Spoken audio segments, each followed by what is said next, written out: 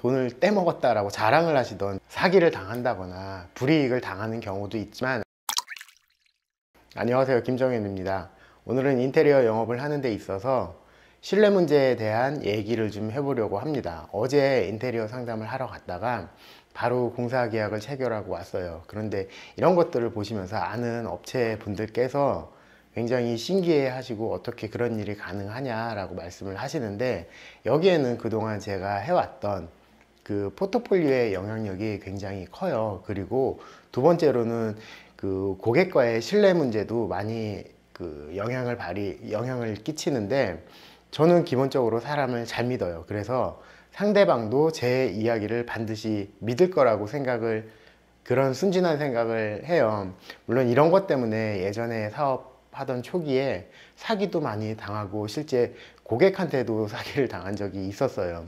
그럼에도 불구하고 여전히 저는 사람을 잘 믿어요.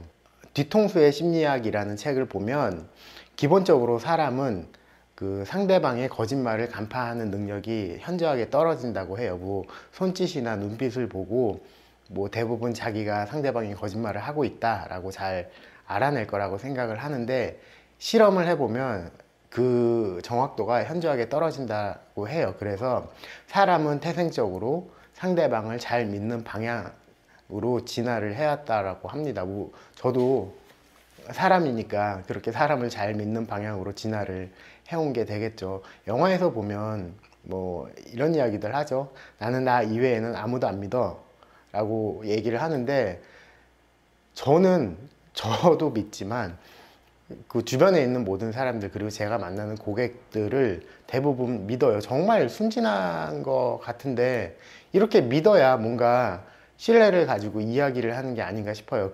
이런 차원에서 보면 저는 기본적으로 고객을 믿기 때문에 고객이 하는 말씀들을 다 수용을 하고, 그리고 제 얘기도 고객이 반드시 믿어줄 것이라고 확신을 가지고 이야기를 시작해요.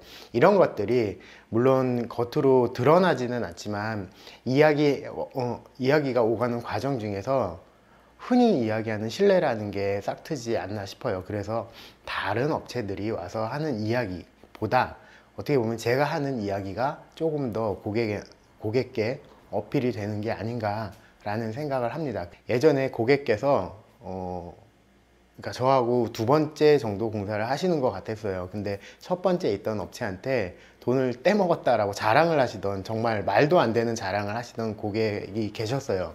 결국은 저도 그분한테 돈을 떼먹혔어요. 그러니까 이런 고객도 분명히 있어요. 그리고 고객을 반드시 믿어야 된다라는 게 쉬운 거는 아니에요. 수싸움도 해야 되고 머리싸움도 해야 되고, 얼마 전에 마감한 공사 그 현장도 고객께서 저한테 그렇게 수싸움이라고 하긴 그렇지만 뭔가 좀 많이 걸어 오셨어요. 근데 저는 제 나름대로 그런 수싸움에 말리지 않으려고 하고 그냥 소신껏 나는 너를 믿어 라는 마음으로 진행을 해 와서 결국 마무리도 다행히 잘 끝나기는 했어요. 이것처럼 사람은 자기를 믿어주는 사람한테 신뢰를 보내잖아요. 저는 고객을 믿어요. 아니, 고객을 믿는다라기보다는 사람을 믿어요. 물론 그렇게 믿음으로 해서 몇몇 좋지 않은 분들한테 제가 사기를 당한다거나 불이익을 당하는 경우도 있지만, 아직 그보다는 내가 믿음으로 해서 상대방의 신뢰를 얻는 일이 더 많다고 저는 생각을 해요. 그래서 인테리어 영업의 기본은 반드시 고객을 믿고, 그리고 고객이 하는 얘기를 귀담아 들을 수 있어야 내가 하는 말 역시 고객에게 진심으로 들릴 수 있다라는 말씀을 드리고 싶었습니다. 오늘 이야기는 짧게 여기까지 할게요. 감사합니다.